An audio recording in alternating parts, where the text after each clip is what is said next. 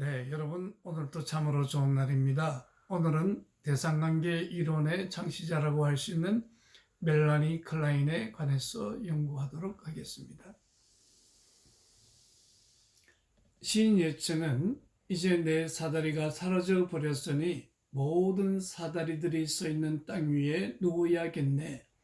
마음속 너저분한 허접한 쓰레기들 가운데.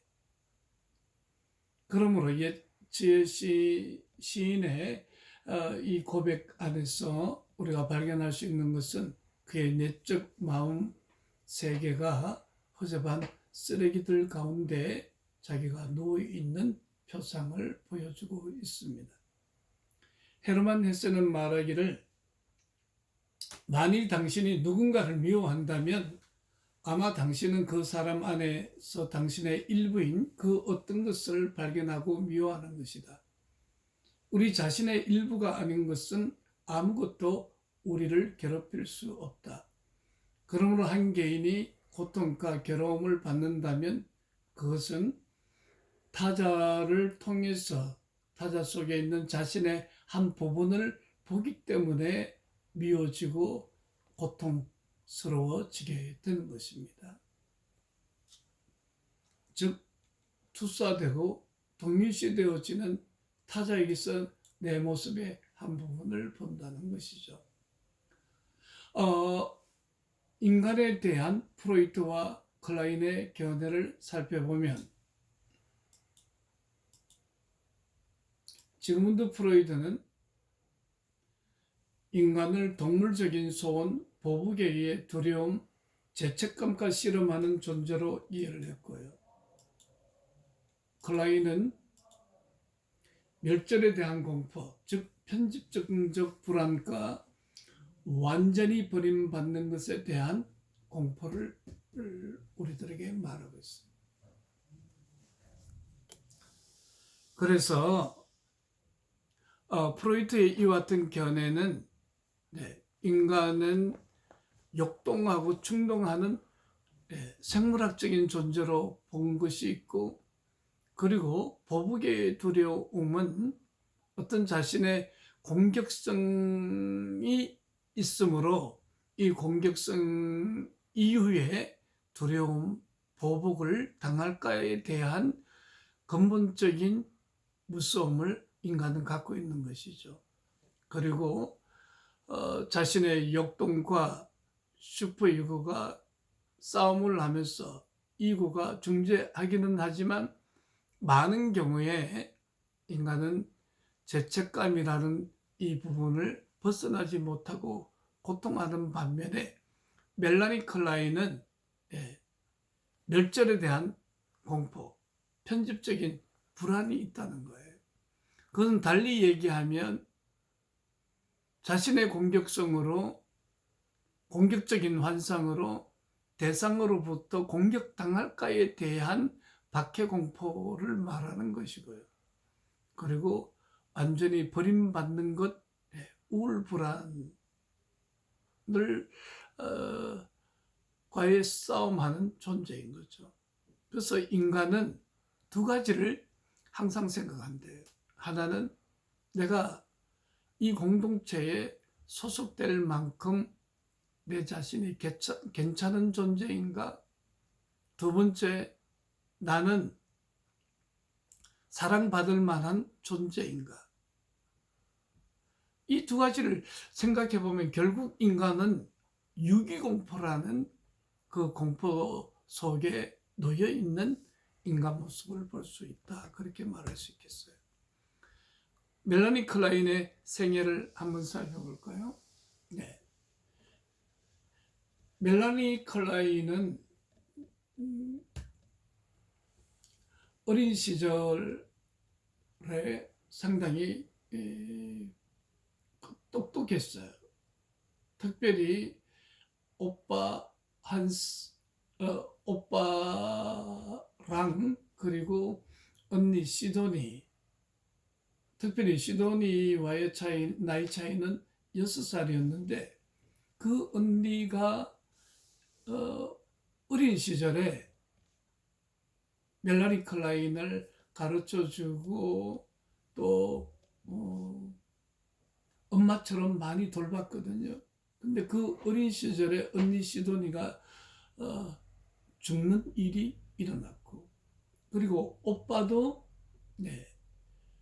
젊어서 20대 때 죽음을 맞이하게 돼요. 그리고 그녀는 결혼식을 빨리 한 편이죠. 그러다가 정신분석학과의 만남을 통해서 뭔가 희망을 얻게 됐는데,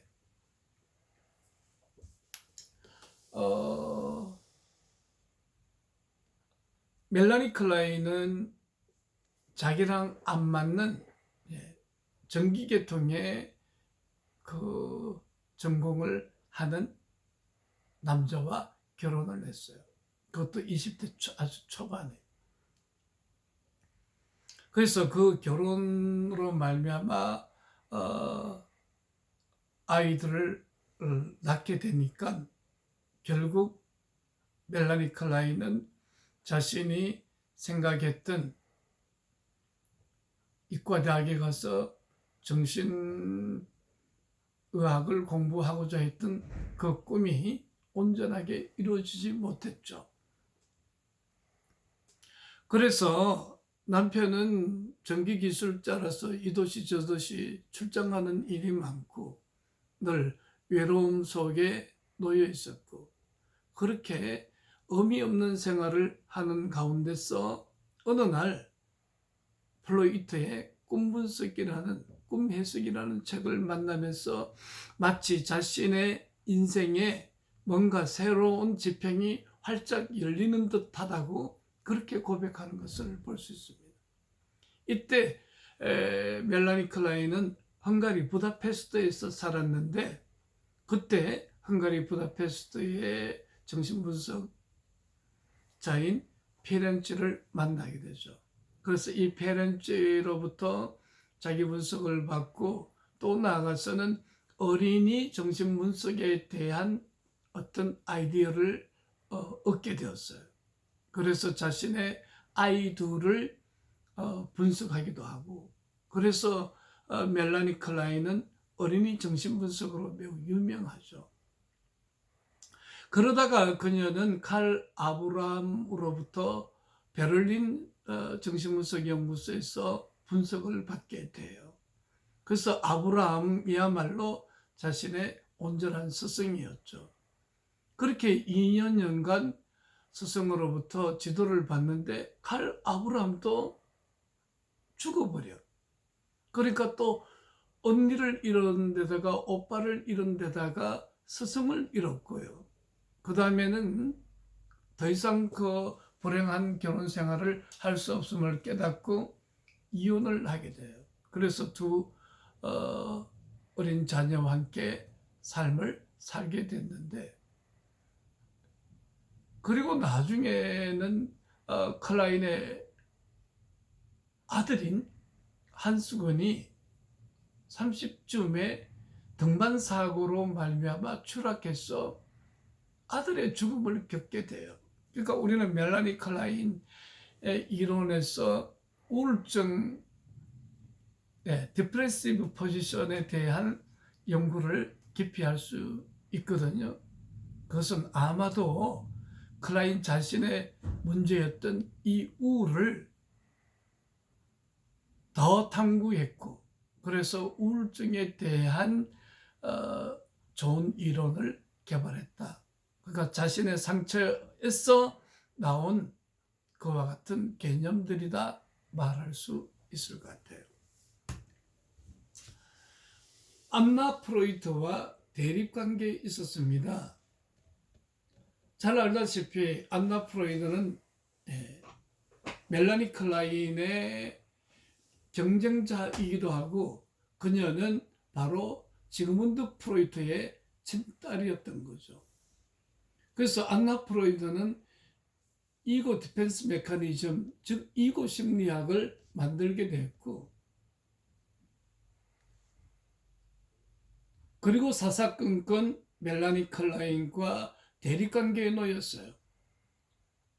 첫째, 아이는 연약하고 미숙한 자아 본능적 갈등 해석이 어렵다. 그러니까 쉽게 얘기하면 아이는 미숙하고 연약한 자아를 가졌기 때문에 그 안에 있는 갈등 해석하기가 어렵다.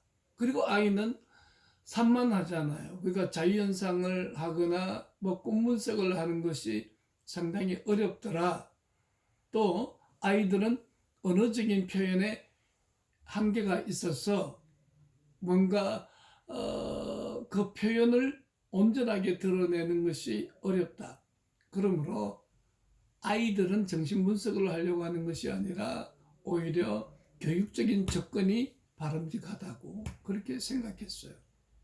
자, 이 부분을 보면은 클라인 이론하고 좀 많이 다르거든요. 멜라니 클라인은 아니다. 아이는 연약하고 미숙한 자아를 가졌지만 그러나 놀이치료나 또는 아이의 그림 치료를 통해서 그 본능적 갈등 해석을 할 수 있고 뭐 산만해서 자유현상은 못한다 할지라도 아이의 놀이 속에 나타나 있는 무의식적인 그 많은 부분들을 충분히 해석하고 접근하기에 충분하다고 본 거예요. 나아가서는 뭐 언어적인 표현에 한계가 있기 때문에 오히려 놀이치료나 또 미술 그림 치료를 통해서 접근하게 되면 전혀 문제가 없는 것으로 말하면서 멜라니 클라인은 자신의 아들, 딸뿐만 아니라 많은 어린이 정신분석을 통해서 일약 유럽 사회에서 유명한 정신분석학자로 자리매김을 하게 되었습니다. 그 오이디푸스 컴플렉스에 대한 시기를 프로이트와 달리 했는데요. 프로이트는 근친상간적인 소망과 씨름하는 존재로 인간을 이해했어요. 그래서 프로이트 심리학은 아버지 심리학이라고 해서 3세부터 6세, 즉 오이디푸스 컴플렉스 시기를 이 시기로 잡은 거예요. 그러나 클라인은 이 3세 아이들, 심지어 갓 태어난 얼마 되지 않는 영아들에게도 이런 근친상간적인 연합과 환상의 무서운 자기 처벌적 초자아가 존재하더라. 그러므로 클라인은 프로이트 이론보다 일종의 이런 오이디푸스 컴플렉스가 더 초기에 일어났음을 말하고 있어요. 그래서 어린 시기에도 근친상간적 연합의 환상과 무서운 자기 처벌이 원시적이고 기묘한 형태로 존재하더라. 오이디푸스 컴플렉스는 뭐냐면 남자아이가 엄마와 연합해서 그래서 온전히 엄마를 자신의 여인으로 삼고 그렇게 성적 환상 속에 근친상간적인 연합의 환상 속에 있는 것이죠. 그런데 엄마를 온전히 차지할 수 없는 것은 막강한 아버지가 존재하는 거죠. 그래서 어떤 난근 제거라는 그와 같은 두려움을 갖기도 하고 그리고 나아가서는 그런 엄마와의 온전한 연합을 통해서 아버지가 자기를 처벌하지 않을까에 대한 두려움을 가지면서 결국 엄마를 포기하고 아버지와의 동일시를 통해서 남성성을 획득하는 거예요. 그래서 오이디푸스 시기가 지나면 아이들은 자기 또래 여자아이들을 좋아하게 되는 거죠. 그래서 자기 짝꿍이 뭐 유치원 때도 있고 초등학교 때도 아이들이 있다고 할 정도로 이제 엄마에게서 또래 친구에게로 관심이 옮겨가는 거예요. 그러나 엄마를 온전히 사랑하고 엄마와의 연합의 환상, 근친상간적인 이 환상은 아버지의 처벌이라는 이 무서움을 피할 수 없기 때문에 아버지와 동일시되어져 있단 말이에요. 근데 클라인은 이 근친상간적인 환상이 3세에서 6세에 일어나기보다는 2살 난 아이들에게도 있고 오히려 더 이전에 근친상간적인 연합 환상이 있더라. 또 어떤 측면에서는 인간은 태어나면서부터 뭔가 그와 같은 공격성을 갖고 있다는 거예요. 그래서 이 공격성이 있다는 것은 슈퍼이고가 보다 더 이전에 일어났다. 그렇게 말할 수 있어요. 그러니까 슈퍼이고는 오이디푸스 컴플렉스의 후계자이다 이렇게 말하는데 아니다. 오이디푸스기 이전에 이미 인간에게는 타고난 공격성이 있더라. 그러므로 인간에게는 이 공격성이라는 이 부분은 근원적이다. 타고난 것이다. 그러므로 생애 초기부터 공격이 있는 곳에 처벌이 있잖아요. 그러니까 슈퍼이고가 존재한다고 본 거죠. 프로이드는 정신병은 억압된 오이디푸스적인 소원들과 두려움을 분석가에게 전이시킬 수 없기 때문에 치료가 불가능한 것으로 여겼어요. 그러므로 정신병 환자들의 철수행동과 괴이한 짓은 공포들을 회피하려는 필사적인 노력의 결과로 클라인은 이해를 한 거죠. 그러니까 멜라니 클라인에게 있어서 정신병은 일종의 치료될 수 있는, 극복될 수 있는 그런 그 병으로 본 거예요. 아마 그들의 괴이한 짓은 공포를 회피하려는 필사적인 노력이다. 그리고 그들에게도 근본적으로 다른 사람과 관계를 맺으려는 열망, 그 다른 사람과의 관계성 안으로 들어가고 싶은 열망이 있지만 그러나 그렇게 되면 자기가 상처받을 수밖에 없고 고통받을 수밖에 없다는 측면에서 이런 것들을 거부할 뿐인 거죠. 그래서 정신병 환자들은 오히려 관계에 더 예민하고 민감하기 때문에 정신분열이라는 것을 통해서 이런 관계를 차단했을 뿐이지 관계 능력 자체가 없는 것은 아니다. 그렇게 보는 거예요. 클라인이 생각하는 정신병은 원시적인 환영 같은 이미지와 환상, 공포가 끊임없이 흘러가는 것으로 보였습니다. 그래서 어른들의 정신도 유동적이고 끊임없이 표류하는 그런 존재로 이해를 했습니다.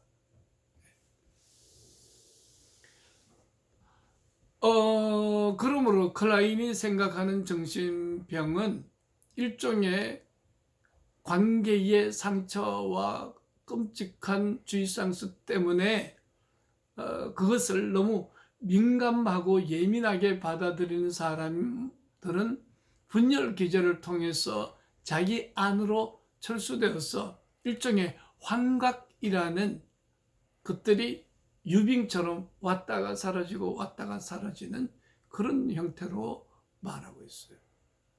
그러면 클라인이 말한 판타시는 무엇일까요? 본래 판타시, 환상이라는 것은 F를 사용하는데 여기서는 PH 판타시를 쓴단 말이에요. 이거는 사전에도 나오지 않는데 이것은 바로 개통 발생적이고 생리적인 것으로 말하는 것이죠.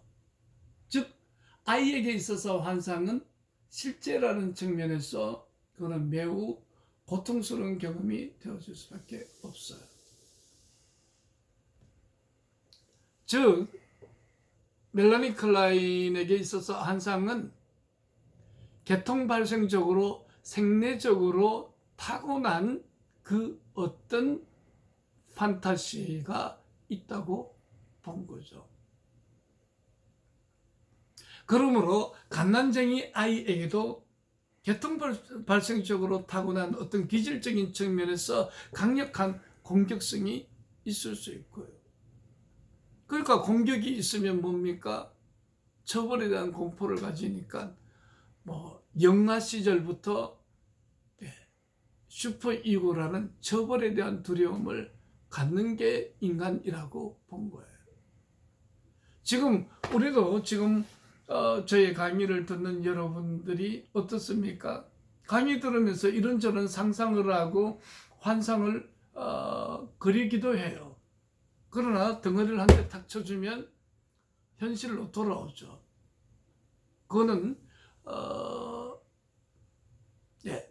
사상 누각처럼 한번 만들었다가 지워버린 그런 누각에 불과한 거죠.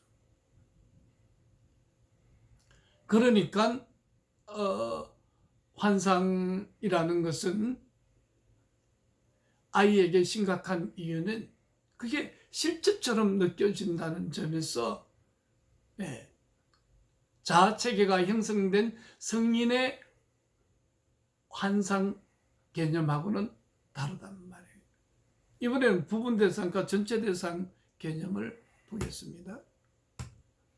부분 대상은 뭐냐면 이런 표시로 가능할 것 같아요. 여기 보면 붉은 것으로 되어 있는 부분 대상의 나쁜 경험들. 나쁜 경험은 무엇일까요?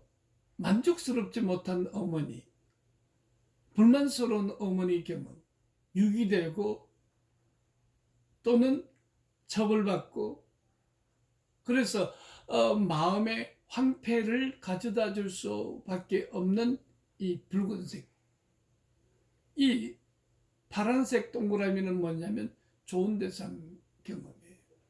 즉 어머니로부터 좋은 경험, 만족스러운 경험, 엄마가 내 마음을 적절하게 알아주는 그 경험이 일어났다는 거죠. 그래서 아이들은 성인인 저와 여러분들처럼 전체를 통합해서 엄마의 좋았던 점과 나빴던 점을 통합해서 엄마를 생각하는 것이 아니라 일종의 부분 경험 하나하나의 의미를 두고 그 경험 하나하나가 독립적으로 존재를 한다는 것이에요. 그런데 여기 분열은 무엇이냐 하면 바로 이런 것이에요. 지금 이 그림에서 보듯이 나쁜 경험은 이렇게 엄청나게 많은 거예요. 근데 좋은 경험은 겨우 서너 개밖에 되지 않아. 근데 이 두 가지를 합쳐 놓으면 어떻게 됩니까? 이 나쁜 것에 의해서 좋은 것들이 다 박살나 버릴 것 같으니까 이 좋은 것을 보존하기 위해서 세퍼레이팅을 해버린 거죠. 그래서 분열 계제를 사용한단 말이에요. 그래서 이 투사와 내사 과정을 보면 한 개인이 자신의 어떤 부적절하고 나쁜 것들을 밖으로 프로젝션을 시켜요. 그리고 외부 대상에게 스크린화되어지잖아요. 그러면 내 안에 마치 프로젝트처럼 렌즈처럼 작은 것이 밖으로 프로젝션 시켰는데 스크린화될 때는 몇백 배, 몇천 배로 커지게 경험되잖아요. 근데 이게 저 멀리 산속에 묻혀버린 게 아니라 스크린화되어졌다가 인트로젝션 된다는 거예요. 다시 내사된단 말이에요. 그러니까 공격성을 이만큼 밖으로 투사했는데 스크린화되어지고 돌아올 때는 그 공격성의 열량이 100배, 1000배가 돼서 오는 거예요. 그러니까 그 다음에 다시 프로젝션을 시킬 때는 더 큰 공격성을, 그러니까 일종의 악한 것은 더 악한 것들을 계속 증가시키게 되는, 그래서 반복 강박에 의해서 공격성의 량이 점점 더 늘어나고 공격성의 질도 매우 더 끔찍한 형태의 공격성을 띠게 된다는 거죠. 그래서 인간의 공격성은 따지고 보면 어떻습니까? 자기 안에 있는 공격성을 밖으로 투사해서 바깥에 어떤 사람이 보니까 공격으로 가득 차 있는 거예요. 그래서 그게 자기 안으로 인트로젝션 되니까 이제 공격당할 것 같아. 박해당할 것 같아요. 그래서 멸절공포를 느끼니까 더 강력한 공격성을 쓴단 말이에요. 그래서 바로 여기에서 패러노이드 스키조이드 포지션이라는 것을 말할 수 있어요. 그러니까 20대 여자 종업원이었던 레이첼은 몇 년간 정신분석을 받았는데 어린 시절 의식과 꿈속에서 그녀를 지배했던 것이 있었어요. 두 가지 생생하고 강렬한 이미지가 있었는데 그것은 작고 섬세한 꽃, 두 번째 이미지는 거대한 인간의 모습처럼 위협적이면서 뚜렷한 형체가 없는 배설물과 같은 얼룩얼룩한 그런 똥 같은 거인의 형상이에요. 그러므로 이 레이첼은 작고 섬세한 꽃, 이거는 좋은 어머니와의 관계에서 경험이에요. 이 경험을 유지하기 위해서 나쁜 경험, 즉 엄청나게 큰 거인과 같은 똥으로 되어져 있는 그런 형상, 그런 형상으로부터 자기가 보호되기 위해서 세퍼레이팅, 패러노이드 스키조이드 포지션을 해서 먼저 분열 기제를 사용하는 것을 볼 수 있다. 그렇게 말할 수 있습니다. 그래서 이제 한 개인이 건강해지려면 부분 대상에서 전체 대상으로 가야 돼요. 지금 얘기는 전체성을 통합, 인터그레이션 하지 못하는 이유는 좋은 것에 비해서 나쁜 것이 월등하게 많아서 레이첼처럼 작고 섬세한 꽃들이 얼룩얼룩한 거인과 같은 똥으로 되어져 있는 그런 그 형체도 없는 것에 의해서 완전히 잡아먹힐 것 같으니까 세퍼레이팅 한 것이잖아요. 그러면 이 사람은 정신분열증에 의해서 평생 살 수밖에 없어요. 그러나 한 개인이 이 좋은 부분이 압도적으로 많아지게 되면, 그리고 이 부분이 점차 사라진단 말이에요. 그러면 좋은 것과 나쁜 것을 어느 정도 섞어낼 수 있는 거죠. 그러니까 부분 대상 경험에서 끝나는 게 아니라 전체 대상으로 인터그레이션, 통합적인 능력으로 나아갈 수 있다. 그렇게 말할 수 있겠습니다. 네, 다음 시간에는 패러노이드 스키조이드 포지션, 그리고 디프레시브 포지션, 시기심, 인간의 성욕, 그런 투사적 동의시, 이런 부분에 대해서 계속 연구하도록 하겠습니다. 감사합니다.